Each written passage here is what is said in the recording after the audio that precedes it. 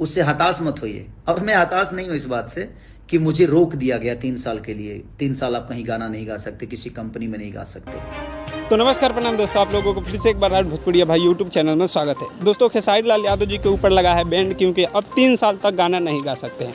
आप लोग वीडियो को लास्ट तक देखते रहिए, मैं विस्तार से समझाऊंगा आप लोगों को।